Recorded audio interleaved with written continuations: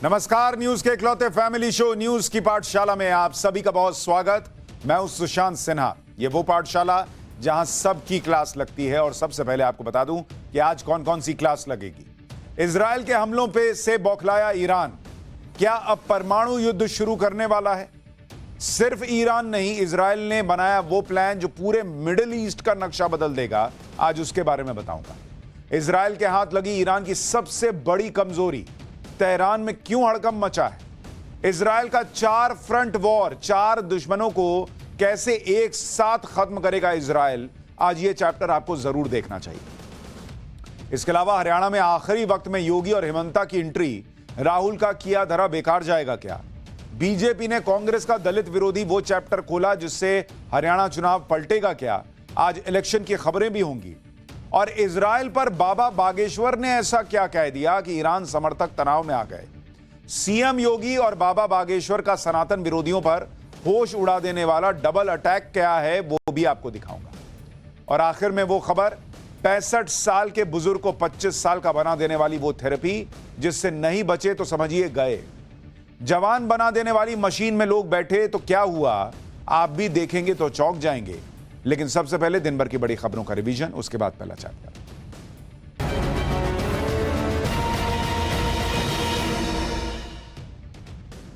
महाराष्ट्र में एनडीए की सीटों पर फॉर्मूला तय हो गया है। सूत्रों के मुताबिक बीजेपी को सबसे ज्यादा सीटें मिल सकती हैं। बीजेपी 155 से 160 सीटों पर चुनाव लड़ सकती है। वहीं शिवसेना शिंदे गुट को 90 से 95 सीटें दी जा सकती हैं, जबकि अजीत पवार की एनसीपी 35 से 40 सीटों पर चुनाव लड़ेगी। दिल्ली में 5,000 करोड़ के ड्रग्स सिंडिकेट मामले के मास्टरमाइंड तुषार गोयल का राजनीतिक कनेक्शन सामने आने की बातें आ रही हैं। तुषार गोयल की कांग्रेस नेताओं के साथ तस्वीरें वायरल हो रही हैं, जिसके बाद बीजेपी कांग्रेस पर हमलावर है। बीजेपी सांसद सुधांशु त्रिवेदी ने सवाल उठाया कि क्या ड्रग्स सिंडिकेट के पैसे का हरियाणा चुनाव में इस्तेमाल हुआ। वहीं कांग्रेस ने बीजेपी के आरोपों को नकारते हुए कहा कि तुषार गोयल को 2022 में ही संगठन से निष्कासित कर दिया गया था। यूपी के बहराइच में खूंखार तेंदुए को वन विभाग ने पिंजड़े में कैद कर लिया। यह तेंदुआ पिछले 20 दिनों में 2 बच्चों समेत 4 लोगों पर हमला कर चुका था। गांव वालों की शिकायत के बाद वन विभाग ने अयोध्या पुरवा इलाके में पिंजड़ा लगाया था, जिसमें यह तेंदुआ फंस गया। इससे पहले बहराइच में ही एक और तेंदुए को पकड़ा गया था। हालांकि अभी तक छठे आदमखोर भेड़िए को वन विभाग नहीं पकड़ पाया है। नेपाल से पानी छोड़े जाने के बाद बिहार के कई जिलों में बाढ़ ने तबाही मचा रखी है। बेतिया में तटबंध टूटने के बाद कई गांव पानी पानी हो गए। लोग तटबंधों पर रात बिताने को मजबूर हैं। दरभंगा में बागमती नदी का जलस्तर लगातार बढ़ता जा रहा है, जिसके बाद निचले इलाकों में बाढ़ आ गई है। वहीं समस्तीपुर की सांसद शांभवी चौधरी 7 दिन बाद बाढ़ प्रभावित इलाकों का दौरा करने पहुंची तो लोगों की भीड़ जुट गई। हिंदुस्तान के भगोड़े जाकिर नाइक की पाकिस्तान में जमकर मेहमान नवाजी हो रही है, लेकिन नेताओं और कट्टरपंथियों से हंसकर मिलने वाला जाकिर नाइक अनाथ बच्चियों से मिलने पर भड़क गया। इस्लामाबाद में एक चैरिटी प्रोग्राम के दौरान जब अवार्ड देने का मौका आया तो जाकिर नाइक ने अनाथ बच्चियों को अवार्ड देने से मना कर दिया और स्टेज से उतर कर चला गया। तो ये हो गया दिन भर का रिवीजन। अब पाठशाला की पहली क्लास, इजराइल के हमलों से बौखलाया ईरान, क्या परमाणु युद्ध शुरू करने वाला है? सिर्फ ईरान नहीं, इजराइल ने बनाया वो प्लान जो पूरे मिडिल ईस्ट का नक्शा बदल देगा। इजराइल के हाथ लगी ईरान की सबसे बड़ी कमजोरी, तेहरान में हड़कंप मचा हुआ है। और इजराइल का 4 फ्रंट वॉर, 4 दुश्मनों को कैसे एक साथ खत्म करेगा, सबसे पहले इसका चैप्टर।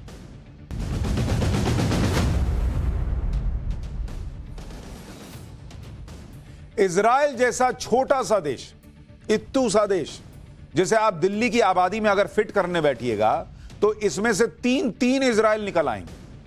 सोचिए, इतना छोटा सा देश है इजराइल, और यह छोटा सा देश 4 ऐसे दुश्मनों से एक साथ भिड़े बैठा है जो इजराइल को हर कीमत पर खत्म करना चाहते हैं।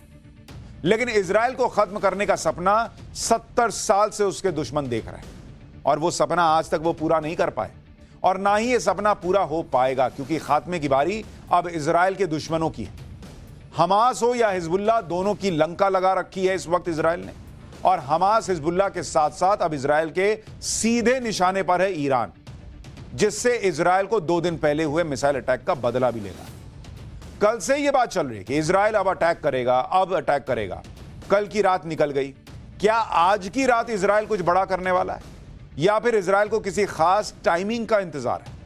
वो खास टाइमिंग क्या हो सकती है? इजराइल क्या करने वाला है? ईरान की कौन सी कमजोरी इजराइल के हाथ लग गई है? आज आपको यह सब बताऊंगा पाठशाला में। यह भी बताऊंगा कि क्या इजराइल के हमलों से बौखलाया ईरान परमाणु युद्ध भी शुरू कर सकता है क्या? क्योंकि इजराइल पर ईरान ने जोश जोश में हमला तो कर दिया, लेकिन अब घबराहट उसे हो रही है कि इजराइल पता नहीं कब ठोक दे, कैसा हमला कर दे। कल की रात तो ईरान की किसी तरह से निकली, आज दूसरी रात है और ईरान में डर बहुत है कि कहीं आज ही इजराइल कुछ बड़ा हमला न कर दे। क्योंकि ईरान ने जैसे ही इजराइल पर मिसाइल दागी थी, वैसे ही लोग ये कहने लगे कि ईरान तो गया, गलती कर दी बॉस ईरान ने। इजराइल और अमेरिका उसे छोड़ेंगे नहीं। लोग बस इस बात का इंतजार कर रहे हैं कि इजराइल क्या करेगा और कब करेगा। क्या ईरान पर इजराइल मिसाइलें बरसाएगा? क्या उसके लीडर को नसरल्ला की तरह जमीन में दफन कर देगा? क्या हिजबुल्लाह की तरह ईरान में मोबाइल फोन में धमाके शुरू हो जाएंगे? क्या ईरान के परमाणु फैसिलिटी को तबाह करेगा इजराइल? क्या ईरान के तेल और गैस के भंडार को बर्बाद कर देगा? यानी इजराइल के पास विकल्पों की कमी नहीं है। उसके पास दुश्मनों को खत्म करने के 101 तरीके हैं। ऐसे ऐसे हथियार हैं जो दुश्मन को पाताल में भी घुस के मार सकते हैं। लोगों को लग रहा है कि इजराइल के पास इतने विकल्प हैं, उसमें से कोई एक विकल्प चुनना है। बताइए कौन सा विकल्प लॉक किया जाए? हो सकता है इजराइल आज रात को ही ईरान को धुआं धुआं कर दे। हो सकता है इजराइल ईरान को ऐसी जगह चोट दे जहां ईरान ने सोचा भी ना हो। इजराइल एक्शन लेगा ये तो तय। उसे क्या एक्शन लेना है, उसने इसकी भी प्लानिंग पहले से की हुई हो। क्योंकि इजराइल वो देश है जो एक साथ कई स्टेज की प्लानिंग करता है। वो ये नहीं बैठा रहता कि अच्छा मैंने लेबनान को ठोक दिया, वहां पर नसरुल्लाह को मार दिया, अब ईरान आया है तो मैं क्या करूं। उसको पता था कि मैं नसरुल्लाह को ठोकूंगा, मैं वहां पर लेबनान में जो है आतंक का खात्मा करूंगा, तो सबसे पहले उछल के ईरान ही आएगा। और जो पेजर धमाका करने के लिए 2 साल पहले से इजराइल प्लानिंग कर सकता है, वो बिना प्लानिंग के बैठा होगा कि ईरान आएगा तो हम क्या करेंगे। लेकिन जब इजराइल एक्शन लेगा ना बहुत, तो दुनिया को पता चलेगा। इजराइल अभी इंतजार कर रहा है। किस बात का इंतजार कर रहा है? दुनिया यही सोच सोच के परेशान है। सबको लग रहा है कि क्या इजराइल ईरान के खिलाफ कुछ बड़ा प्लान कर रहा है ताकि एक बार में ही किस्सा निपट जाए। ईरान के साथ इजराइल क्या करने वाला है, इसे समझने के लिए पहले यह समझना होगा कि ईरान ने इजराइल पर पहले जो हमला किया था, उस हमले पर इजराइल ने कैसा जवाब दिया था। अप्रैल से अब तक इजराइल पर ईरान 2 बार अटैक कर चुका है। पहला हमला अप्रैल में ईरान ने तब किया था जब इजराइल ने हमास के चीफ को तेहरान में मार गिराया था। दूसरा हमला 2 दिन पहले ईरान ने तब किया जब इजराइल ने लेबनान में हिजबुल्लाह के चीफ हसन नसरल्लाह को मार गिराया। अप्रैल में ईरान ने इजराइल पर जो हमला किया था, उसमें ईरान ने 120 मिसाइलें और 170 ड्रोन से हमला किया था। दावा किया गया था कि इजराइल के एक मिलिट्री बेस को नुकसान पहुंचा है। अप्रैल में ईरान का जो हमला हुआ था, उसका जवाब इजराइल ने ईरानी वायुसेना के अड्डे पर अटैक करके दिया। इसमें ईरान के S-300 एयर डिफेंस सिस्टम को नुकसान पहुंचा। लेकिन इस बार इजराइल का जवाब अलग होगा, क्योंकि ईरान ने इजराइल पर अब तक का सबसे बड़ा अटैक किया और 180 से ज्यादा मिसाइलें और ड्रोन इजराइल पर गिराए। वैसे तो ईरान के मिसाइल अटैक से इजराइल में कोई बहुत कैजुअलिटी नहीं हुई। ज्यादातर मिसाइल और ड्रोन इजराइल ने इंटरसेप्ट कर लिए थे और मार गिराए थे। लेकिन ईरान का दावा है कि उसने स्ट्रैटेजिकली अटैक किया था और तेल अवीव में इजराइल के 3 मिलिट्री बेस को टारगेट किया। पहले तो इजराइल ने इस बात का खंडन कर दिया कि उसके किसी मिलिट्री बेस को ईरान के अटैक से नुकसान पहुंचा है। लेकिन अमेरिका से इसकी पुष्टि हो गई कि इजराइल के एक मिलिट्री बेस, जहां पर F-35 लड़ाकू विमान खड़े थे, वहां पर कुछ नुकसान हुआ। लेकिन कोई बहुत बड़ा नुकसान इजराइल को नहीं हुआ। ईरान के ऐसे हमले का जवाब तो इजराइल देगा ही देगा, क्योंकि इजराइल के पीएम बेंजामिन नेतन्याहू ने कसम खाई। लेकिन ईरान को इजराइल कब जवाब देगा, कैसा जवाब देगा, यह अभी क्लियर। हो सकता है कि इजराइल का प्लान रेडी हो, सिर्फ उस प्लान पर एक्शन लेने की टाइमिंग तय की जा रही है। क्योंकि ईरान के हमले के बाद इजराइल के पीएम नेतन्याहू ने कल एक बड़ी बैठक की थी। नेतन्याहू ने रक्षा मंत्रालय के ऑफिस में इजराइल के सुरक्षा प्रमुखों के साथ बाकायदा मीटिंग की। इस मीटिंग की तस्वीर आपको दिखा रहे हैं। इसी मीटिंग के बाद नेतन्याहू ने कहा था कि ईरान ने बड़ी गलती कर दी, उसे इसकी कीमत चुकानी होगी। ऐसा माना जा रहा है कि इसी मीटिंग में इजराइल ने ईरान को निपटाने का प्लान फाइनल कर दिया और किसी भी वक्त प्लान को एग्जीक्यूट किया जा सकता है। अब उस इलाके की किस्मत इजराइल के हाथ में है कि वो ईरान पर जवाबी हमले का कौन सा तरीका चुनेगा। इसी तरीके से तय होगा कि यह युद्ध किस तरफ जाएगा। क्योंकि अप्रैल में ईरान के हमले का इजराइल ने जो जवाब दिया था, उसमें इजराइल ने ईरान के एयर स्पेस पर बगैर ईरान को टारगेट कर लिया था।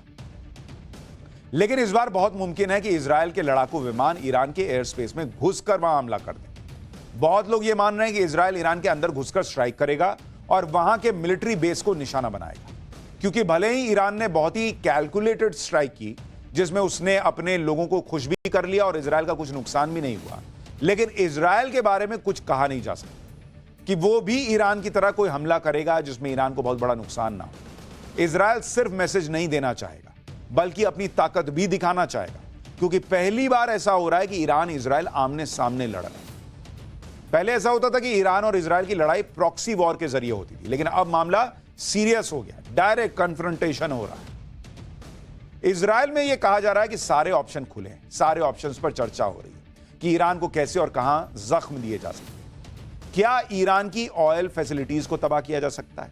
क्या ईरान के पावर प्लांट्स को तबाह किया जा सकता है? और क्या ईरान के परमाणु केंद्रों पर भी अटैक हो सकता है? इजराइल के पास और भी विकल्प है, जैसे वो ईरान के मिलिट्री बेस को एयर स्ट्राइक करके तबाह कर सकता है, वो ईरान की सरकार और सेना के बड़े अधिकारियों को खत्म कर सकता है, वो ईरान के supreme leader Ayatollah Ali Khamenei को टारगेट कर सकता है। ईरान की राजधानी तेहरान इजराइल के सीधे टारगेट पर है, वहां भी अटैक हो सकता है। इसके अलावा ईरान की पोर्ट सिटी और नेवी बेस बंदर बुशेहर, इस पर भी अटैक हो सकता है, यह भी माना जा रहा है। लेकिन इस बीच ईरान को लेकर एक बड़ी खबर भी आ रही है। कल तेहरान में नसरल्लाह की शोक सभा होगी। नसरल्लाह की शोक सभा में आ सकते हैं खमेनी और इजराइल के सीधे टारगेट पर है खमेनी। ऐसे में कल की यह शोक सभा बड़ी इंपॉर्टेंट होगी। क्या इजराइल इसी शोक सभा का इंतजार कर रहा है जहां खमेनी आए और उन पर हमला हो और उन्हें खत्म किया जा सके? नसरल्लाह पर हमले के बाद से ईरान के supreme leader Khamenei safe location में, और कहा जा रहा है कि कल जुमे की नमाज के बाद वो नसरल्लाह के लिए रखी गई शोक सभा में सार्वजनिक तौर पर दिख सकते हैं। ऐसे में यह आशंका भी बढ़ गई है कि क्या इजराइल इसी मौके का इंतजार तो नहीं कर रहा? क्या इजराइल कल ईरान पर हमला करेगा और खमेनी को खत्म करेगा? इससे पहले इसी साल अप्रैल में हमास चीफ हानिया की मौत पर भी शोक सभा हुई थी, जिसका नेतृत्व खमेनी ने ही किया था। यह उस वक्त की तस्वीर है। मौके पर काफी भीड़ थी। ऐसे में यह सवाल है कि क्या इसी भीड़ का फायदा कल इजराइल उठाने वाला है? और यह याद रखिएगा कि हमास के चीफ को ईरान में घुस के मारा था, तो इसलिए इजराइल के लिए कोई बड़ी बात नहीं है कहीं भी घुस जाना, किसी को भी निपटा देना। ऐसे ही एक मौके पर खमेनी पर हमला हो भी चुका है। बात 27 जून 1981 की है, जब तेहरान की अबूजर मस्जिद में खमेनी कुछ बोल रहे थे। ये उनकी पुरानी तस्वीर है खमेनी की। तभी उनके सामने रखे टेप रिकॉर्डर के ऊपर रखा बम फट गया और हमले में खमेनी घायल हो गए थे। ये तब की बात बता रहे हैं आपको, 1981 की। तो जब 1981 में इजराइल ऐसा कर सकता है, तो सोचिए बाद में क्या हो सकता है। इजराइल के पास ईरान से बदला लेने के ऑप्शन बहुत, लेकिन इजराइल कौन सा ऑप्शन चुनेगा, वो क्या करने वाला है, ये तो सिर्फ इजराइल ही जानता है। लेकिन ऐसा नहीं है कि इजराइल सिर्फ ईरान पर हमले की प्लानिंग कर रहा है और चुप बैठा है। इजराइल का धूम धड़ाका चालू है। ईरान के दो हाथ हमास और हिजबुल्लाह, दोनों को इजराइल और भी ज्यादा ताकत से तोड़ रहा है। अभी इजराइल का फोकस लेबनान पर है। लेबनान में हिजबुल्लाह का नामो निशान मिटा देने की जो कसम इजराइल ने खा रखी है, उस कसम को इजराइल पूरा कायदे से निपटा रहा है। लेबनान में घुसकर इजराइल हिजबुल्लाह के ठिकानों को तबाह अभी भी कर रहा है। इतना ही नहीं, दूसरे देशों में हिजबुल्लाह के ठिकानों पर भी इजराइल हमले कर रहा है। सीरिया में भी हिजबुल्लाह के कई आतंकी और लीडर हैं जिन पर इजराइल हमले कर रहा है। ऐसे एक हमले में इजराइल ने नसरुल्लाह के दामाद को भी निपटा दिया। यानी पहले ससुर जी ऊपर गए, अब दामाद जी ऊपर चले गए। नसरुल्लाह का दामाद हसन जफर कासिर सीरिया के दमस्क में मारा गया। इजराइल की एयर स्ट्राइक में नसरुल्लाह का दामाद मारा गया है। नसरुल्लाह के बाद हसन जफर कासिर हिजबुल्लाह का बड़ा लीडर था। हसन जफर कासिर की मौत से हिजबुल्लाह लीडरशिप लगभग खत्म हो गई। हसन जफर का भाई मोहम्मद जफर कासिर भी बुधवार को बेरूत में मारा गया था। यानी नसरुल्लाह, उसका दामाद, दामाद का भाई, सब मारे जा रहे हैं। यह है इजराइल, देखने में इत्तू सा देश, लेकिन उसका हौसला इतना बड़ा है। हिजबुल्लाह पर इजराइल के हमले रुक नहीं रहे। आज ही लेबनान के बेरूत में इजराइल ने भयंकर एयर स्ट्राइक की। इजराइल के इस हमले से हिजबुल्लाह का इंटेलिजेंस हेडक्वार्टर तबाह हो गया। यहीं से हिजबुल्लाह जानकारियां जुटाता था, उसका कमांड सेंटर भी यहीं पर था। इजराइल ने कहा कि हिजबुल्लाह के दूसरे टेरर इंफ्रास्ट्रक्चर को भी एयर स्ट्राइक से गिरा दिया गया है। हिजबुल्लाह की लीडरशिप को खत्म करने के साथ साथ इजराइल हिजबुल्लाह के आतंकियों को भी ठिकाने लगा रहा है। लेबनान में इजराइल का ग्राउंड एक्शन चल रहा है। इजराइल की सेना लेबनान में खोज के हिजबुल्लाह के आतंकियों को मार रही है। एयर स्ट्राइक्स की जा रही हैं, वो अलग अलग तरीके से हो रही है, यानी हिजबुल्लाह पर जमीन से लेकर आसमान तक से हमला हो रहा है। और अब तो इजराइल ने अपनी एक और सैन्य टुकड़ी लेबनान भेज दी है कि जब पूरा खत्म करके आओ। लेबनान में इजराइल की सेना किस तरह से टारगेट सेट करके तबाह कर रही है उसके बारे में आपको बताता हूं। इजराइल के सैनिक 2 किलोमीटर अंदर घुस चुके हैं। हिजबुल्लाह के 200 ठिकानों पर हमले हो रहे हैं। दक्षिणी लेबनान में 2 प्रमुख हिजबुल्लाह अड्डे तबाह किए जा चुके हैं और 60 आतंकियों को मार गिराया गया है। हिजबुल्लाह के हथियार डिपो को तबाह कर दिया गया है। चेकपोस्ट और बाकी इंफ्रास्ट्रक्चर भी बर्बाद कर दिया है इजराइल ने। इजराइल अपने दुश्मनों के खिलाफ ताबड़तोड़ एक्शन ले रहा है। गाजा में इजराइल ने हमास के बड़े लीडर रूही मुश्तहा को भी मार गिराया है। रूही मुश्तहा गाजा में हमास की सरकार का प्रमुख था। रूही मुश्तहा को इजराइल डिफेंस फोर्स और शिन बेत के ज्वाइंट ऑपरेशन में मार गिराया गया है। साथ में हमास के 2 कमांडर समेत सिराज और समेह औदेह को भी मार गिराया गया है। यानी इजराइल जो है वो हर आतंकी को ऊपर भेज रहा है। मतलब ऊपर अगर घंटी बजती होगी तो हमास, हिजबुल्लाह, इनके सारे आतंकी कहते होंगे कि कोई अपना भाई ही आया है, लग रहा है इजराइल ने ऊपर भेजा है। गाजा में हमास के ठिकानों पर भी इजराइल ने एयर स्ट्राइक की जिसमें हमास के कई आतंकी मारे गए। यानी हमास और हिजबुल्लाह पर इजराइल कहर बनकर टूट रहा है। हमास और हिजबुल्लाह को ईरान की 2 आंखें और 2 हाथ की तरह माना जा सकता है। इजराइल पहले इन्हीं से निपट रहा है और इसके बीच ही नंबर आएगा ईरान का, क्योंकि इजराइल में यह बात हो भी रही है कि ईरान में जिसे टारगेट करना है उसे टारगेट करो, खुली छूट है, फिर चाहे वो ईरान का न्यूक्लियर प्रोजेक्ट ही क्यों ना हो। इजराइल के पूर्व प्रधानमंत्री नफ्ताली बेनेट ने कहा है कि इजराइल को ईरान के न्यूक्लियर प्रोजेक्ट को टारगेट करना चाहिए, ईरान के एनर्जी फैसिलिटी को टारगेट करना चाहिए। नफ्ताली का कहना है कि पिछले 50 साल में इजराइल के पास यह सबसे अच्छा मौका है मिडिल ईस्ट का नक्शा ही बदल देने का। नफ्ताली कह रहे हैं कि ईरान आतंक के ऑक्टोपस का सिर है। अगर सिर को उड़ा दिया, ईरान को उड़ा दिया, तो उसके हाथ जैसे हमास, हिजबुल्लाह, हूती सब अपने आप खत्म हो जाएंगे, ऑक्टोपस ही खत्म हो जाएगा। सोचिए इजराइल उस समय इतने हौसले के साथ लड़ रहा है, इतनी हिम्मत दिखा रहा है, जिस समय इजराइल के खिलाफ 1-2 नहीं 4 मोर्चे पर उसके दुश्मनों ने इजराइल को घेर रखा है। इजराइल 1 नहीं 4 मोर्चों पर लड़ रहा है भाई। आप खुद देखिए भाई, गाजा में हमास के खिलाफ इजराइल की जंग चल रही है, लेबनान में हिजबुल्लाह को ठोक रहा है, ग्राउंड एक्शन चल रहा है, यमन के हूती आतंकियों से इजराइल लड़ रहा है और अब ईरान के साथ भी उसने जंग शुरू कर दी। 4 दुश्मनों से इजराइल एक साथ लड़ रहा है और इसलिए ईरान के खिलाफ एक्शन लेने से पहले इजराइल पूरी तैयारी भी कर रहा है। इजराइल के पास ईरान का एक ही बार में काम तमाम करने का बड़ा मौका तो है, लेकिन ईरान के परमाणु केंद्रों पर हमला करने का आइडिया अमेरिका को पसंद नहीं आया। अमेरिका को लगता है कि आइडिया बहुत रिस्की है, इसलिए अमेरिका ने कह दिया है कि वो ईरान की न्यूक्लियर साइट्स पर अटैक को लेकर इजराइल का समर्थन नहीं करेगा। अमेरिकी राष्ट्रपति जो बाइडेन से जब सवाल किया गया कि क्या वो ईरान के परमाणु प्रोग्राम पर हमले का समर्थन करेंगे, इस पर अमेरिकी राष्ट्रपति ने साफ कहा कि नहीं, ऐसा नहीं करूंगा मैं। जो बाइडेन ने कल हुई G7 की बैठक के बाद यह बयान दिया। G7 देशों के बीच ईरान पर नए प्रतिबंध लगाने को लेकर चर्चा हुई है। जो बाइडेन ने कहा है कि वो इजराइल के साथ इस बात पर चर्चा करेंगे कि वो क्या करने वाला है। जो बाइडेन का कहना था कि वो जल्दी ही नेतन्याहू से बात करेंगे। अमेरिका क्यों कह रहा है कि ईरान के परमाणु केंद्रों पर हमला करना अच्छा आइडिया नहीं, इसके बारे में आगे बताऊंगा।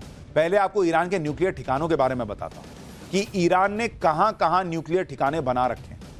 ईरान ने 6 अलग-अलग लोकेशन पर परमाणु केंद्र बनाए।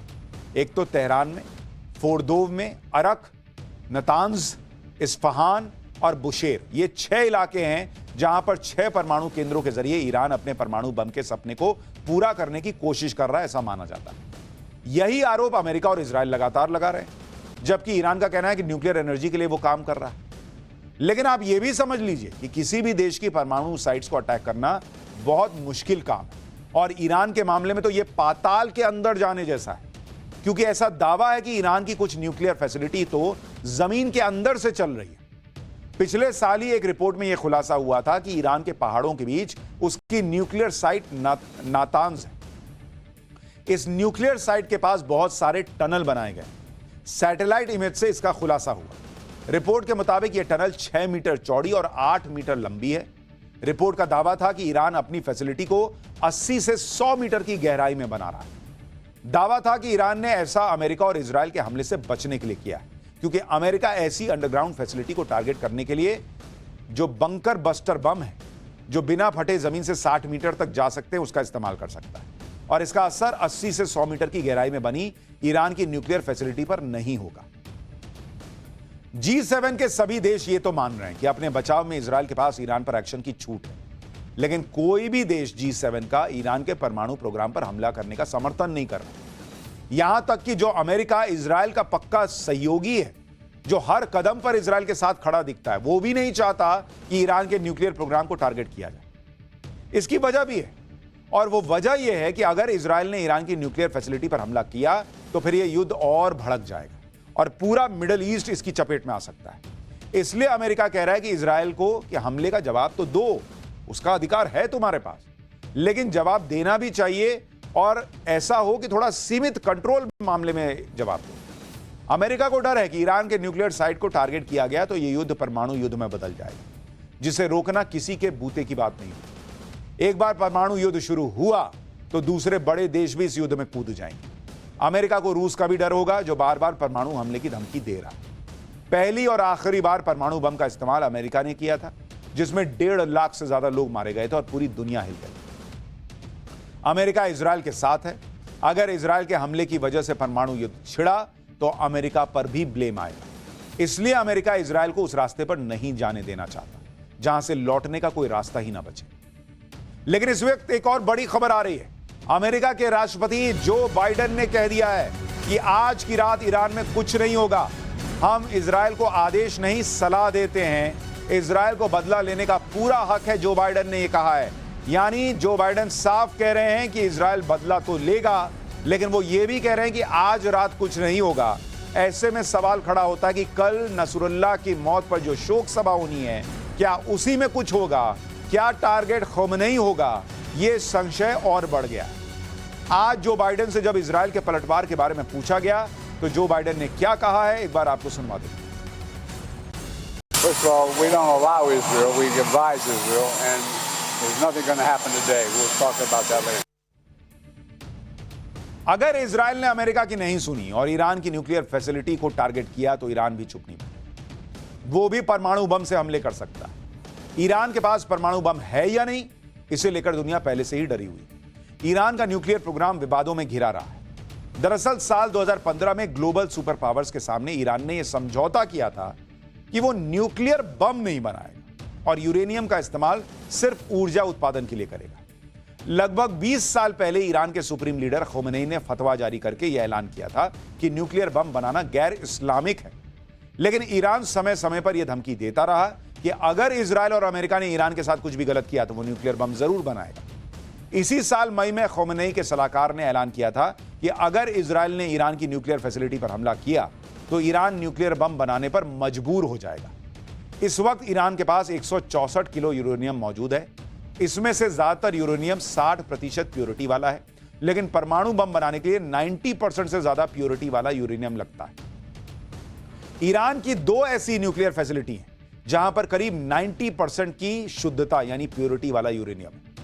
पिछले 10 साल में ईरान ने अपनी न्यूक्लियर क्षमता को 10 गुना बढ़ा लिया है और एक्सपर्ट्स के मुताबिक ईरान के पास इतनी क्षमता है कि वो चाहे तो हफ्ते भर में 2 परमाणु बम तो बना ही सकता है।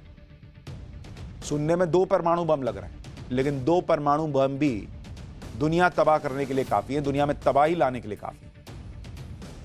देखिए, ईरान घबराया तो हुआ है कि इजराइल कुछ ना कुछ तो करेगा। इसलिए आप देखिए कि बार बार ईरान कह रहा है कि अगर इजराइल ने कुछ किया तो फिर अंजाम बुरा होगा। ईरान की तरफ से एक वीडियो भी जारी किया गया जिसमें ईरान के मिसाइल भंडार को दिखाया गया।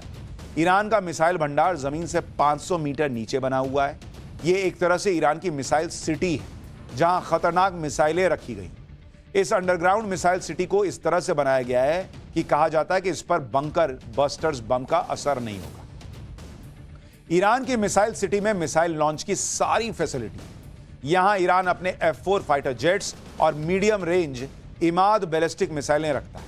यह बंकर 2015 में बनकर तैयार हो गए थे। यहां की सुरक्षा के लिए सैकड़ों कमांडो हमेशा तैनात रहते हैं। यानी ईरान यह दिखा रहा है कि उसके पास मिसाइलों की कोई कमी नहीं। अगर इजराइल ने ये कोई हरकत की तो उसका जवाब दिया जाएगा। इजराइल की तैयारियों के बीच ईरान भी अपनी तरफ से तैयारियां कर रहा है, वो भी चुप नहीं बैठा है। ईरान के सुप्रीम लीडर खमेनी ने सेना के अधिकारियों के साथ महत्वपूर्ण बैठक की, उसकी तस्वीरें भी सामने आई हैं। इजराइल पर 1 अक्टूबर को हमले के बाद खमेनी की सेना अधिकारियों के साथ यह पहली बैठक थी। ईरान के सुप्रीम लीडर खमेनी ने इस बैठक में इजराइल के संभावित हमले और ईरान के पलटवार को लेकर चर्चा की। ईरान का कहना है कि अगर इजराइल ने कुछ भी किया तो 1 अक्टूबर से भी भयंकर हमला अब किया जाएगा। खमेनी की ईरानी सेना के अधिकारियों के साथ बैठक का एजेंडा क्या था, यह भी आपको बताता हूं। खमेनी ने इजराइल पर हमले के लिए जवानों की तारीफ की, ईरान के सैनिकों को आगे की तैयारी का आदेश दिया। इजराइल के पलटवार पर एक्शन की पूरी प्लानिंग की गई। इजराइल के हमले का कैसे जवाब देना है, इसका ब्लूप्रिंट तैयार किया गया। यानी ईरान भी अपनी तरफ से यह दिखाने की कोशिश कर रहा है कि वो तैयार है, किसी भी इमरजेंसी के लिए उसकी सेना फुल प्रिपेयर्ड है। ऐसे में भारत में भी कुछ लोग हैं जो नसरुल्लाह और हिजबुल्लाह के समर्थन में रैलियां निकाल रहे हैं। पिछले कुछ दिनों में देश के अलग अलग हिस्सों से ऐसी तस्वीरें आई हैं जिसमें हिजबुल्लाह आतंकी नसरुल्लाह के मारे जाने पर लोग सड़कों पर उतरे और नसरुल्लाह के समर्थन में नारेबाजी की। इस तरह की रैलियों और लोगों पर सरकार की नजर भी है। नवरात्र का पर्व शुरू हो गया और इस दौरान नसरुल्लाह और हिजबुल्लाह के नाम पर कोई हंगामा ना हो, कोई बवाल ना हो, इसके लिए यूपी की योगी सरकार ने कमर कस ली। खबर यह आ रही है कि योगी सरकार ने अलर्ट जारी कर दिया है। लखनऊ में कल जुमे को लेकर अलर्ट जारी हुआ है। नसरुल्लाह पर प्रोटेस्ट के बाद सतर्क है यूपी सरकार। संवेदनशील इलाकों में पुलिस की तैनाती की गई है और अफवाह फैलाने वालों पर एक्शन होगा, यह योगी सरकार ने क्लियर कर दिया है। यानी कल जुमे की नमाज के बाद कोई स्थिति न बिगड़े, इसके लिए योगी आदित्यनाथ सरकार अभी से तैयार हो गई। खैर, तैयारियां तो चुनाव को लेकर भी हुई और हरियाणा और जम्मू कश्मीर में चुनाव को लेकर जो तैयारियां हुई, अब उसका फाइनल रिजल्ट आने का समय है। पाठशाला में अब अगली क्लास। हरियाणा में आखिरी वक्त में योगी और हेमंता की एंट्री, राहुल का किया धरा बेकार जाएगा क्या? बीजेपी ने कांग्रेस का कौन सा दलित विरोधी चैप्टर खोला जिससे पलटेगा हरियाणा चुनाव क्या? अब इसका चैप्टर।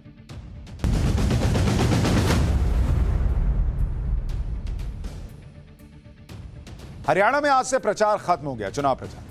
अब 5 अक्टूबर को सारे नेताओं का टेस्ट है, जब जनता वोट देने के लिए निकलेगी और फिर 8 अक्टूबर को पता चलेगा कि हरियाणा में बीजेपी हैट्रिक लगा पाएगी या फिर कांग्रेस का कमबैक होगा। रिजल्ट क्या होगा चुनाव का, यह तो पब्लिक के हाथ में है, लेकिन प्रचार में किसी पार्टी ने कोई कमी नहीं छोड़ी। खास तौर पर राहुल गांधी ने तो हरियाणा के लिए खास 3 दिन की एक यात्रा भी निकाली खास तौर पर, और कांग्रेस के लिए माहौल बनाने में जुटे रहे। लेकिन प्रचार के आखिरी दिन इस माहौल की हवा निकालने के लिए बीजेपी ने योगी आदित्यनाथ को उतार दिया और सीएम योगी ने हरियाणा में आज उसी तरह से दमदार प्रचार किया जैसे स्लॉग ओवर में किसी टीम का बैट्समैन रन बनाता है। इसमें सीएम योगी ने कांग्रेस की वो कमजोर नस पकड़ ली जिसमें राहुल गांधी के उस नैरेटिव की काट है जिसमें वो बीजेपी के खिलाफ संविधान खत्म करने और आरक्षण खत्म करने का भ्रम और झूठ फैलाकर राजनीति करते हैं। दरअसल आज जींद की चुनावी रैली में योगी आदित्यनाथ ने कांग्रेस के राज में हुए मिर्चपुर कांड की याद दिलाई। इससे पहले पीएम मोदी, गृह मंत्री अमित शाह, केंद्रीय मंत्री मनोहर लाल खट्टर और हरियाणा के सीएम नायब सिंह सैनी ने भी अपनी चुनावी रैलियों में मिर्चपुर और गोहाना कांड का बार बार जिक्र किया।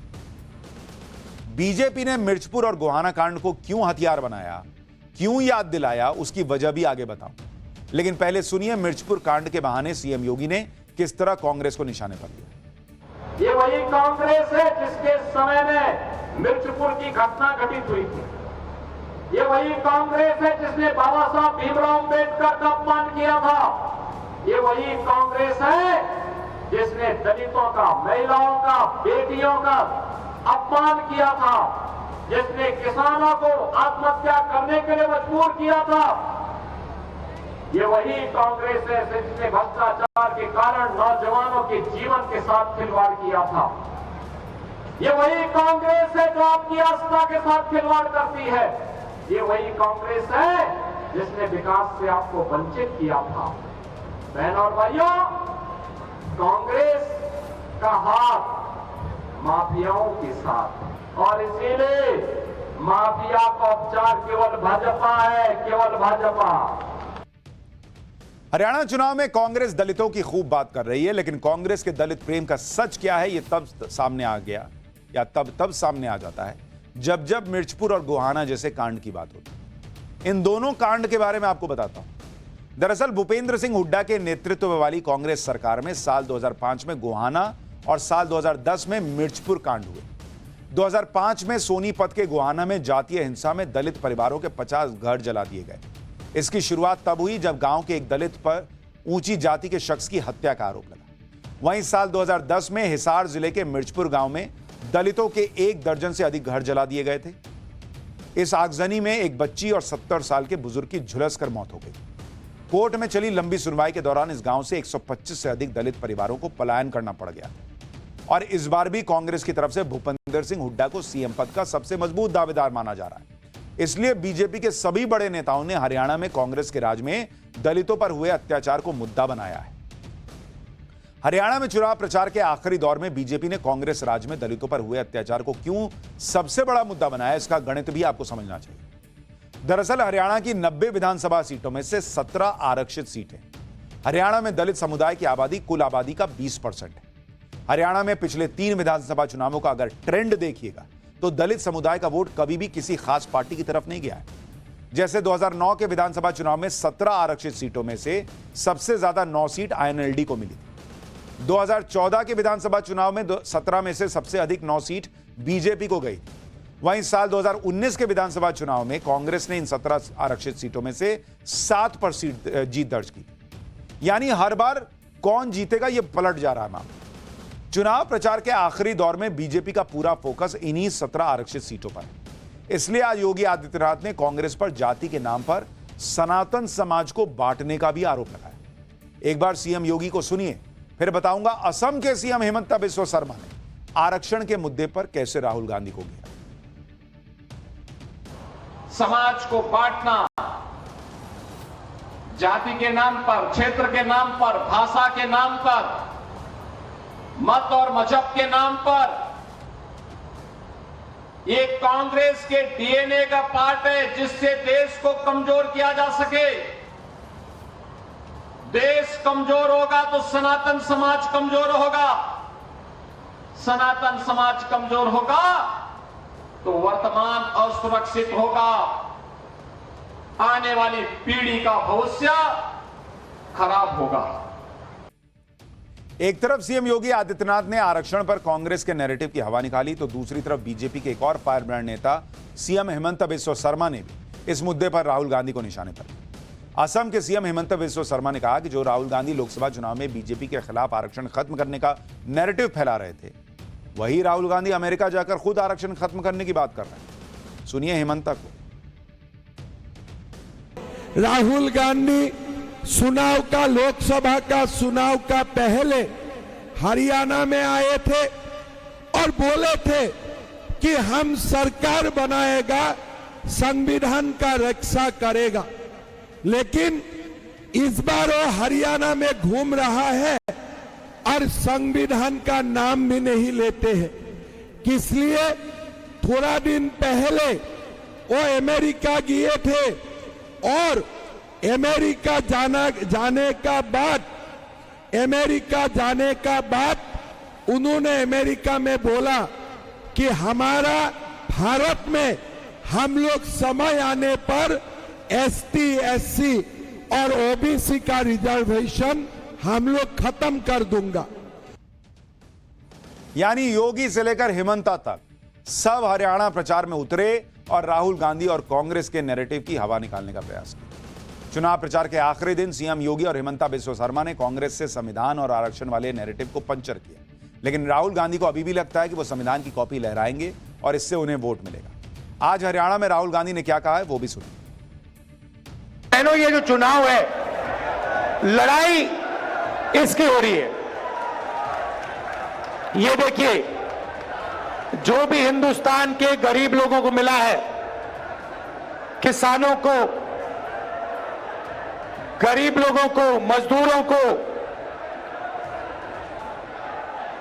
इस किताब ने दिया है। और ये आपका संविधान है, ये हिंदुस्तान के हर नागरिक का संविधान है और ये आपकी रक्षा करता है। इस संविधान को, अंबेडकर जी के संविधान को, गांधी जी के संविधान को, आपके संविधान को बीजेपी और आरएसएस के लोग खत्म करने में लगे हुए हैं। संविधान बदल देने का झूठ हो या आरक्षण खत्म कर देने का झूठ, राहुल गांधी अपनी जाति वाली राजनीति से बीजेपी के हिंदुत्व की काट देगा। लेकिन राहुल गांधी की इन बातों की काट योगी ने निकाली, जिन्होंने साफ साफ हिंदू समाज को कहा कि बटेंगे तो कटेंगे, यानी हिंदू समाज को एकजुट रहना है, फिर भले ही उन्हें खटाखट फटाफट का कोई भी लुभावना वादा क्यों ना किया जाए। राहुल गांधी के खटाखट और फटाफट पर सीएम योगी ने क्या कहा, एक बार वो भी सुनिए। उन्होंने ये भी कहा था कि चुनाव के बाद हम 1 लाख रुपए हर एक गरीब को देंगे और खटाखट योजना के माध्यम से इनसे बोलना चाहिए, कहां है वो खटाखट? कांग्रेस से थोड़ा पूछिए। और जो राहुल गांधी जी आपके पास आते थे खटाखट कहने के लिए, आज वे यहां से तो पहले मैदान छोड़ करके सपाचट हो चुके हैं।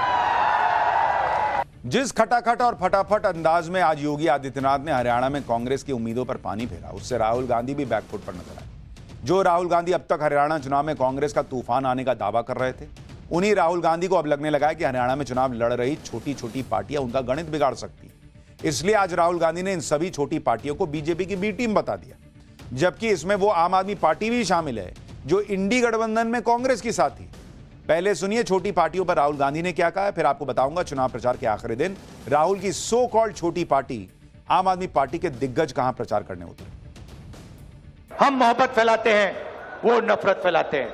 हम इसकी रक्षा करते हैं, संविधान की रक्षा करते हैं, अंबेडकर जी की संविधान की रक्षा करते हैं, वो इसे खत्म करते हैं। छोटी छोटी पार्टियां घूम रही हैं, ये बीजेपी की A B C D E F teams हैं। इनको आप समर्थन मत दीजिए, कांग्रेस पार्टी को अपना वोट दीजिए और यहां बीजेपी की सरकार को हटाने का काम कीजिए। आम आदमी पार्टी के दिग्गजों ने भी हरियाणा में चुनाव प्रचार के आखिरी दिन अपनी पूरी ताकत लगाई। दिल्ली की मुख्यमंत्री आतिशी ने हरियाणा के बरवाला में आम आदमी पार्टी के कैंडिडेट्स के समर्थन में रोड शो किया, तो आम आदमी पार्टी के राज्यसभा सांसद संजय सिंह ने हांसी में रोड शो करके आम आदमी पार्टी के उम्मीदवार के लिए वोट मांगे। हालांकि हरियाणा में वोटिंग से पहले आज बीजेपी को उस वक्त एक झटका भी लगा जब अशोक तंवर आज कांग्रेस में शामिल हो गए। महेंद्रगढ़ में राहुल गांधी की मौजूदगी में अशोक तंवर ने कांग्रेस में घर वापसी कर दी। इसी साल लोकसभा चुनाव से ठीक पहले भूपेंद्र सिंह हुड्डा से नाराजगी के बाद अशोक तंवर बीजेपी में चले गए थे। अशोक तंवर को हरियाणा में बड़ा दलित चेहरा माना जाता है। उनका हरियाणा की सिरसा लोकसभा सीट में आने वाली 9 विधानसभा सीटों पर अच्छा प्रभाव माना जाता है। अशोक तंवर ने बीजेपी के टिकट पर सिरसा सीट से लोकसभा चुनाव भी लड़ा था, लेकिन कांग्रेस कैंडिडेट कुमारी शैलजा से वो चुनाव हार गए थे। वैसे अशोक तंवर वो नेता हैं जो 5 साल में कई पार्टियां बदल चुके हैं। वो पहले कांग्रेस में थे, बाद में टीएमसी में चले गए, फिर वो आम आदमी पार्टी में गए, फिर बीजेपी में गए और आज उन्होंने गजब ही कर दिया। 1 घंटे पहले बीजेपी के कैंडिडेट के लिए वोट मांग रहे थे, 1 घंटे बाद राहुल गांधी के मंच पर पहुंच गए और वापस कांग्रेस में चले गए। बीजेपी और कांग्रेस के बीच जारी घमासान में हरियाणा विधानसभा चुनाव की पिच पर पूर्व क्रिकेटर वीरेंद्र सहवाग की भी एंट्री हो। वीरेंद्र सहवाग ने हरियाणा चुनाव में कांग्रेस कैंडिडेट के समर्थन में आज जमकर बैटिंग की। वीरेंद्र सहवाग हरियाणा की हॉट सीट मानी जा रही तोशाम विधानसभा सीट पर कांग्रेस कैंडिडेट अनिरुद्ध चौधरी का प्रचार करने पहुंचे, जहां उन्होंने अपने ठेठ हरियाणवी अंदाज में कांग्रेस कैंडिडेट को जिताने की अपील की। लठ काट रखे है, इतनी आवाज तो स्टेडियम में भी ना आई जितनी हड़ान लग रही है।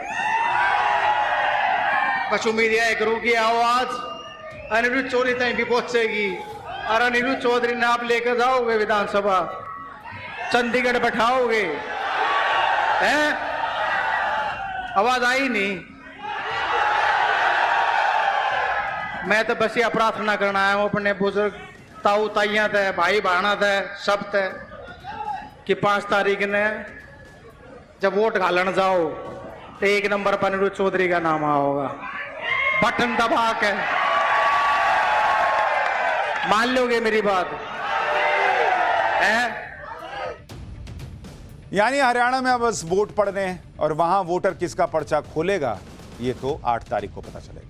लेकिन पर्चा खोलने की बात हो रही है तो बाबा बागेश्वर की भी बात हो रही है। पाठशाला में अगली क्लास, इजराइल पर बाबा बागेश्वर ने ऐसा क्या कहा कि ईरान समर्थक तनाव में आ गए। सीएम योगी और बाबा बागेश्वर का सनातन विरोधियों पर होश उड़ाने वाला डबल अटैक, अब उसका चैप्टर।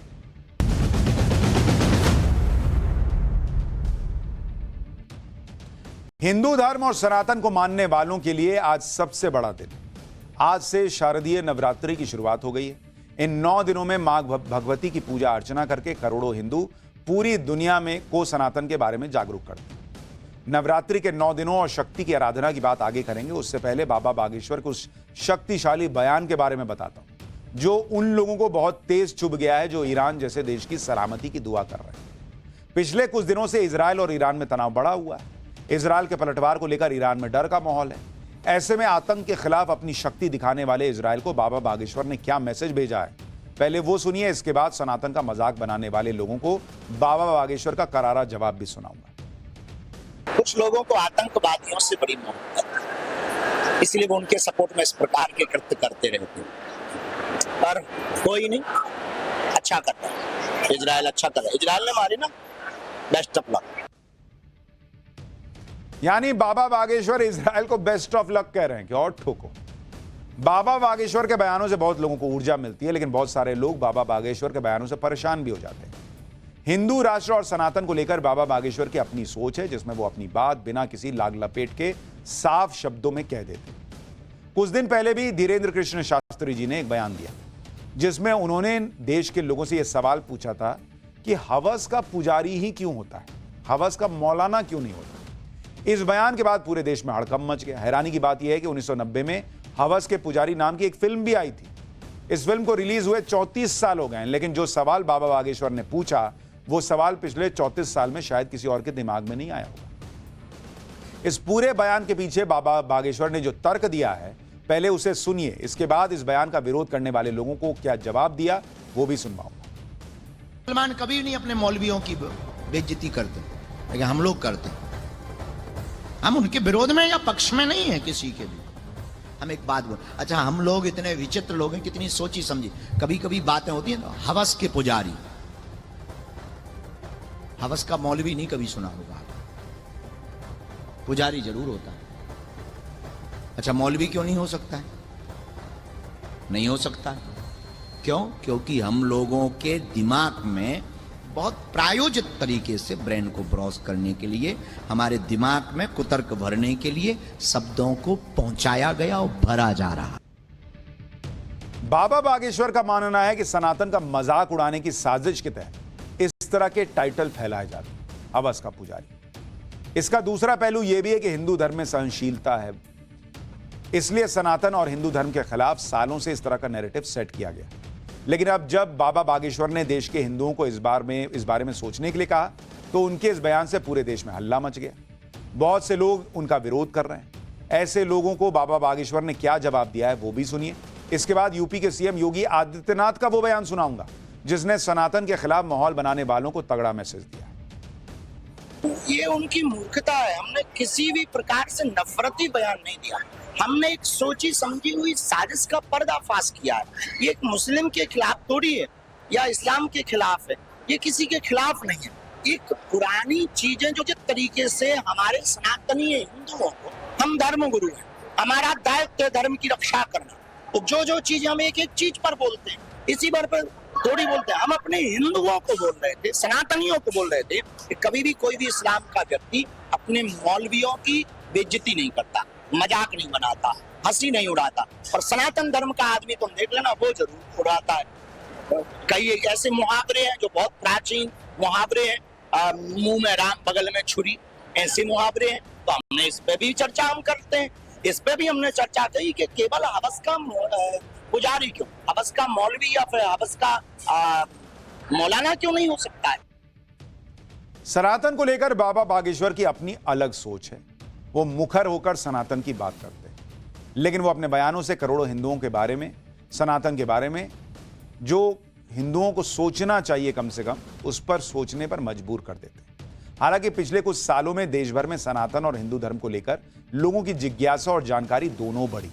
इसलिए बहुत से लोग ये मानते हैं कि देश में हिंदू त्योहारों को मनाने का चलन और उत्साह भी पहले से बढ़ा है, बदला है। सनातन की सुरक्षा को लेकर एक और व्यक्ति हैं जिनका नाम सुनकर ही सनातन विरोधियों के पसीने आने लगते हैं, और वो नाम है यूपी के मुख्यमंत्री योगी आदित्यनाथ का, जिनका अपना स्टाइल है। वो भी सनातन का विरोध करने वालों को इस तरह की बात कहते हैं कि जिसकी चर्चा पूरे देश में होने लगती है। यूपी में हिंदू त्योहारों और सनातन से जुड़े कार्यक्रमों में शामिल होने वाले लोगों को सीएम योगी ने भी बड़ा मैसेज दिया। अब इस बयान पर भी हंगामा मच गया, लेकिन बयान क्या था, पहले वो बयान सुनिए। कुछ लोग कह रहे थे कि साहब ये डीजे नहीं बजना चाहिए, और कुछ लोग कहते थे घंटा और शंख से कुछ लोगों को परेशानी होती है। मैंने कहा जिनको घंटा और शंख से परेशानी वे अपने कान को बंद करें। कावड़ यात्रा में डीजे भी बजेगा, शंख भी बजेगा, घंटा भी बजेगा, घड़ियाल भी बजेगा और धूम धड़ाके के साथ कावड़ यात्रा यूपी के अंदर निकलेगी। अब यही बात कुछ लोगों को पसंद नहीं आती, चाहे बाबा बागेश्वर हो या सीएम योगी हो। खुल के बात कर देते हैं, खुल के सनातनियों के साथ खड़े हो जाते हैं। सनातन से जुड़े लोगों को जागरूक करने के लिए योगी आदित्यनाथ से लेकर बाबा बागेश्वर का अपना अपना तरीका है। यही वजह है कि आज बाबा बागेश्वर सनातन के सबसे बड़े पर्व नवरात्रि पर भी लोगों को जागरूक कर रहे हैं। पहले आप बाबा बागेश्वर का यह मैसेज सुनिए, इसके बाद नवरात्रि को लेकर कुछ रोचक जानकारियां आपके साथ शेयर करूंगा, क्योंकि सनातन से जुड़े हुए बहुत से लोग अपने ही धर्म के बारे में बहुत सीमित जानकारी रखते हैं। लेकिन पहले बाबा बागेश्वर को सुनिए। माँ के पावन पवित्र दिवसों में नवरात्रि माँ के लिए तो 9 दिन कम है, माँ के लिए तो हर दिन और हर पल होना चाहिए। तो ऐसी पावन नवरात्रि में भगवती की कृपा आप सब पर बनी रहे। दरअसल नवरात्रि को लेकर यह मान्यता है कि 9 दिन मां दुर्गा के 9 रूपों के आराधना के दिन। इसमें पूजा पाठ के साथ साथ व्रत उपवास करने की मान्यता है। लेकिन आपने कभी इस बात पर विचार किया है कि नवरात्रि में सिर्फ 9 ही दिन की बात क्यों है? इसके अलावा इन 9 दिनों में व्रत उपवास के पीछे किस तरह का वैज्ञानिक आधार है, इसके बारे में आपको आगे बताऊंगा। लेकिन उससे पहले नवरात्रि मनाने के 3 सबसे बड़े कारण बताता हूं। पहला कारण तो यह है कि मां दुर्गा ने 9 दिन के लंबे युद्ध के बाद महिषासुर नाम के राक्षस का वध किया था। दूसरा कारण यह है कि त्रेता युग में भगवान राम ने रावण को मारने से पहले 9 दिन तक तपस्या की थी। इसके बाद 10वें दिन यानी दशहरे को रावण का वध किया था। साथ ही शास्त्रों के अनुसार तीसरा सबसे बड़ा कारण यह माना गया है कि शक्ति की उपासना और अपने भीतर की आध्यात्मिक शक्ति को जागृत करने के ये 9 दिन सबसे अच्छे समय होते हैं। नवरात्रि मनाने के पीछे महिषासुर राक्षस के वध की कथा है और यही सबसे ज्यादा प्रचलित भी है। लेकिन आपको जानकर आश्चर्य होगा कि इस राक्षस को मारने के लिए मां दुर्गा को भी अपने अंदर छुपी शक्तियों को समाहित करना पड़ा। इसके पीछे यह संदेश छुपा है कि जीवन की बड़ी से बड़ी समस्या को खत्म करने के लिए अपने अंदर की आध्यात्मिक और मानसिक शक्तियों को जागृत करना जरूरी है। हिंदू धर्म में इन शक्तियों को 9 तरह की शक्ति बताया गया है। इसलिए नवरात्रि में मां दुर्गा के 9 स्वरूपों की पूजा की जाती है। इसमें मां शैलपुत्री हैं, जिन्हें पर्वतराज हिमालय की पुत्री कहा जाता है। मां ब्रह्मचारिणी को तपस्या की देवी माना जाता है। मां चंद्रघंटा को शांति और शक्ति का प्रतीक माना गया है। मां कुष्मांडा को ब्रह्मांड की सृष्टि करने वाली देवी माना गया है। मां स्कंद माता को युद्ध के देवता कार्तिकेय की माता बताया गया है। मां कात्यायनी को राक्षसों का नाश करने वाली माना जाता है। मां कालरात्रि को सभी बुराइयों का विनाश करने वाली बताया गया है। मां महागौरी को शुद्धता और शांति की देवी बताया गया है और मां सिद्धिदात्री को सिद्धियों और ज्ञान की देवी माना गया है। हिंदू धर्म के मुताबिक इन्हीं 9 रूपों की पूजा करके प्रभु श्री राम ने अपनी शक्तियों को जागृत किया था और रावण को हराया। इस पूरे प्रसंग को देश के प्रसिद्ध कवि सूर्यकांत त्रिपाठी निराला ने अपनी रचना राम की शक्ति पूजा में विस्तार से लिखा भी। नवरात्रि में शक्ति की आराधना को लेकर आज बाबा बागेश्वर ने एक ऐसा बयान भी दिया जिसने पूरे देश में हंगामा खड़ा किया। सुनिए बाबा बागेश्वर का यह बयान। नवरात्रि में हमारा यही विचार है कि आपकी देवी की मूर्ति स्थापना रखना तब सफल है, मूर्ति पूजा करना तब सफल है जब आप यह प्रण लेवे कि प्रत्येक बेटी की आबरू इज्जत पर उठने वाली उंगली को ही तोड़ देने का संकल्प अगर ले लिया जावे तो ही तुम्हारी नवरात्रि पूजा सफल है। वरना देवी दुर्गा मूर्ति पूजा रखने से भारत का कल्याण नहीं होना है। माता के प्रति हमारी आस्था है, हम भी माता की पूजा करेंगे, हम भी देवी माता रखेंगे। हम देवी माता के विरोध में नहीं है, पर उन लोगों के विरोध में जो 9 दिन तो दुर्गा दुर्गा करते, 10वें दिन मुर्गा मुर्गा करते हैं, हम उन लोगों के विरोध में है। माता देवी को रखने वाले लोग संकल्प लेवे, दुर्गा पूजा के साथ भारत की बहन बेटियों के साथ होने वाले अत्याचार पर कम से कम खुलकर बोले। महालक्ष्मी के 30 टुकड़े हुए, 30 टुकड़े हिंदू बेटियों के हो रहे हैं। इनके लिए अब हिंदुओं को संकल्प लेना पड़ेगा। नवरात्रि में 9 दिन के महत्व को लेकर हमारे शास्त्रों में भी वर्णन है। नवरात्रि के 9 दिनों के रहस्य के बारे में एक श्लोक में बताया गया है। नव शक्ति भी संयुक्त नवरात्रम तदुच्यते एकैक देव देवेशी नवदा परितिष्ठता, यानी नवरात्र नव शक्तियों से संयुक्त है। इसकी प्रत्येक तिथि को एक एक शक्ति के पूजन का विधान है। आपको जानकर हैरानी होगी कि नवरात्रि मनाने के सनातनी पक्ष के साथ साथ इसका बहुत बड़ा वैज्ञानिक पहलू भी। दरअसल नवरात्रि के 9 दिनों में प्रकृति और मौसम में विशेष प्रकार के बदलाव शुरू होते हैं। इन दिनों में मौसम गर्मी से सर्दियों की तरफ बढ़ता जाता है। इसलिए हमारे ऋषि मुनियों ने इन दोनों मौसम के मिलने के 9 दिन के इस समय को संधिकाल कहा, जिसे नवरात्रि भी कहा जाता है। इस दौरान विशेष समय में प्रकृति के साथ साथ इंसान की आंतरिक चेतना और शरीर में भी बदलाव होता है। इसलिए प्रकृति और शरीर में मौजूद शक्ति को समझने या जागृत करने के लिए शक्ति की आराधना को महत्व दिया जाता है। अब इसका वैज्ञानिक पहलू मानिए या आध्यात्मिक और मानसिक शक्ति को जागृत करने का समय मानिए, जो भी मानिए, लेकिन इसके महत्व को समझते हुए इससे जुड़िए। पाठशाला में अगली क्लास। 65 साल के बुजुर्ग को 25 साल का बना देने वाली वो थेरेपी जिससे नहीं बचे तो गए। जवान बना देने वाली मशीन में लोग बैठे तो क्या हुआ, अब इसका चैप्टर।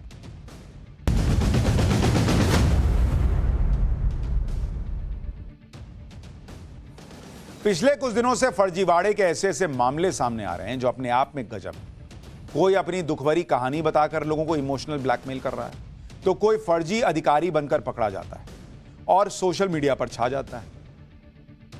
वहीं अब कानपुर में ऐसा फ्रॉड सामने आया है जिसमें लोगों को जवान बनाने के नाम पर चूना लगाया जा रहा था। ये वो लोग हैं जो आपके इमोशंस के साथ तो खेल ही रहे हैं, आपकी जेब पर भी डाका डाल रहे हैं। हिमांशु नाम का शख्स तो आपको याद ही होगा, जिसने बताया था कि ऑनलाइन गेमिंग के चक्कर में वो 96 लाख रुपए हार गया। सोशल मीडिया ने उसे हाथों हाथ लिया, कई लोगों ने मदद भी की, लेकिन जब सच्चाई सामने आई तो लोग हैरान रह गए। इसी तरह बिहार पुलिस ने पिछले दिनों मिथिलेश नाम के एक शख्स को पकड़ा था जो आईपीएस की वर्दी पहनकर घूम रहा था। पकड़े जाने के बाद मिथिलेश ने बताया कि किसी ने उससे 2 लाख रुपए का चूना लगाकर फर्जी आईपीएस बना दिया। लेकिन अब वही मिथिलेश यूट्यूब पर रिलीज हुए एक गाने में नजर आ रहा है। फर्जी आईपीएस से सिंगर बनने तक मिथिलेश के फर्जी प्रोफेशन की पूरी लिस्ट दिखाऊं, लेकिन पहले बात करते हैं कानपुर के बंटी भगली की। एक अनोखा मामला कानपुर से सामने आया, जहां जालसाज दंपति ने सैकड़ों लोगों के एक नहीं बल्कि 2 बार लूट लिया। ऐसी स्कीम लेकर आए कि अगर आप भी सुनेंगे तो आप भी एक बार के लिए पैसा लगाने के लिए तैयार हो जाएंगे। दरअसल राजीव दुबे और रश्मि दुबे नाम के इन आरोपियों ने रिवाइवल वर्ल्ड नाम से एक थेरेपी सेंटर खोला, जिसमें दावा किया गया कि 65 साल के बुजुर्ग को 25 साल का जवान बना देंगे। इसके लिए एक मशीन के जरिए ऑक्सीजन थेरेपी देने की इन्होंने बात कही।